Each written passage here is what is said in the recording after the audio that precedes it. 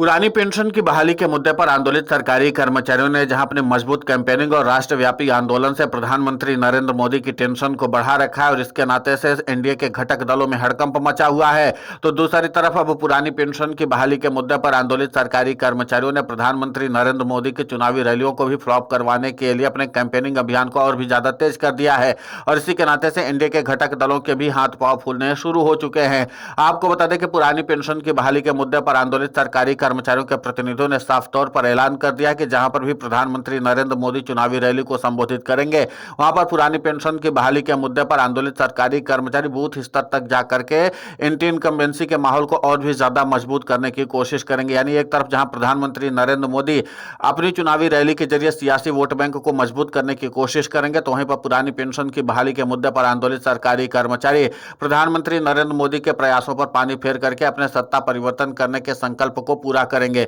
आपको बता दें कि एनएम ओपीएस के राष्ट्रीय अध्यक्ष और अटेवा के प्रदेशाध्यक्ष विजय कुमार बंधु ने भी पटना में सरकारी कर्मचारियों को संबोधित करते हुए इसी बात का ऐलान किया था कि पुरानी पेंशन की बहाली अगर हमें करवानी है तो बूथ स्तर पर जाकर के हमें ग्राउंड जीरो पर काफी ज्यादा मेहनत करनी होगी और सियासी कैंपेन को ध्वस्त करके हमें अपने पुरानी पेंशन के कैंपेन को और भी ज्यादा मजबूत करना होगा। इसलिए गांव गांव गली गली कूच कूच में जाकर के हम लोगों को इस तरीके की रणनीति पर काम करना है। अब उसी रणनीति के तहत पुरानी पेंशन की बहाली के मुद्दे पर आंदोलित सरकारी कर्मचारियों ने सीधे प्रधानमंत्री नरेंद्र मोदी को चुनौती देने का फैसला कर लिया है। यानी समस्तीपुर से लेकर के बेगूसराय तक सरकारी कर्मचारी अपने कैंपेनिंग के जरिए प्रधानमंत्री नरेंद्र मोदी के सियासी समीकरण को ध्वस्त करने की पूरी रणनीति तय कर दी गई है और इसी के साथ एनडीए के घटक दलों की भी टेंशन बढ़ती हुई नजर आ रही है। आपको बता दें कि पुरानी पेंशन की बहाली के मुद्दे पर आंदोलित सरकारी कर्मचारी बिहार में जबरदस्त तरीके से एनडीए के खिलाफ एंटी इनकम्बेंसी का माहौल तैयार कर दिए हैं और जिसके नाते से एनडीए के घटक दलों को अब लगने लगा है कि वो अपनी सीट भी नहीं बचा पाएंगे और यहाँ तक कि कुछ घटक दलों को इस बात का डर सताने लगा है कि वो अपनी जमानत बचा पाएंगे या नहीं बचा पाएंगे, क्योंकि लगातार पुरानी पेंशन की बहाली के मुद्दे पर आंदोलित सरकारी कर्मचारी व्यापक रणनीति के तहत अपनी योजना को आगे बढ़ा रहे हैं।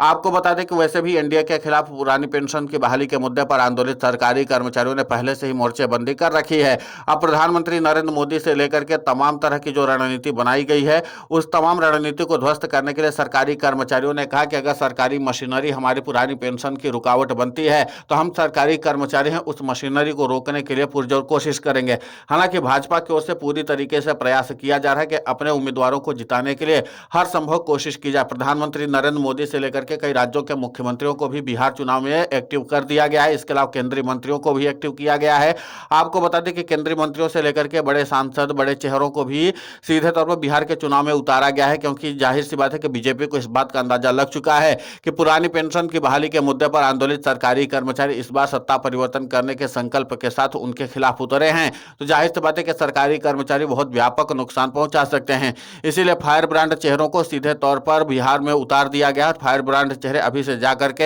एनडीए और बीजेपी के पक्ष में माहौल बनाने की कवायद में जुटे हुए हैं, लेकिन बावजूद इसके अभी तक सियासी माहौल बीजेपी और एनडीए के पक्ष में बनता हुआ दिखाई नहीं दे रहा है, क्योंकि पुरानी पेंशन की बहाली के मुद्दे पर आंदोलित सरकारी कर्मचारी सीधे तौर पर एनडीए के घटक दलों के खिलाफ मोर्चा खोले हुए हैं और इसी के साथ बीजेपी के खिलाफ भी जबरदस्त तरीके से मोर्चेबंदी किए हुए हैं और इसी के साथ महागठबंधन के जो प्रत्याशी हैं पुरानी पेंशन की बहाली के मुद्दे पर आंदोलित सरकारी कर्मचारियों के प्रतिनिधियों से मुलाकात करके अपने पूरे सियासी समीकरण का गुड़ा गणित उनको समझाएंगे और इसी के साथ एक व्यापक रणनीति सरकारी कर्मचारियों की तरफ से बनाई गई है वोट स्ट्राइक का। वोट स्ट्राइक के जरिए सरकारी कर्मचारी ईवीएम के वोट को भी ध्वस्त करने की कोशिश करेंगे कि जो बीजेपी या फिर एनडीए के घटक दलों को वोट पड़ने वाले हैं उसको महागठबंधन को डाइवर्ट किया जाए। तो कुल मिलाकर के पुरानी पेंशन की बहाली के मुद्दे पर आंदोलित सरकारी कर्मचारी वोट की चोट के जरिए एक बार फिर से पुरानी पेंशन की बहाल करवाने की कोशिश में जुटे हुए हैं। अब देखना महत्वपूर्ण होगा कि जिस तरीके से सरकारी कर्मचारी अपना इंपैक्ट दिखाने की कवायद में जुटे हुए हैं आखिर उनको कितनी सफलता मिलती है, क्योंकि प्रधानमंत्री नरेंद्र मोदी ने अपनी पूरी ताकत झोंक दी है।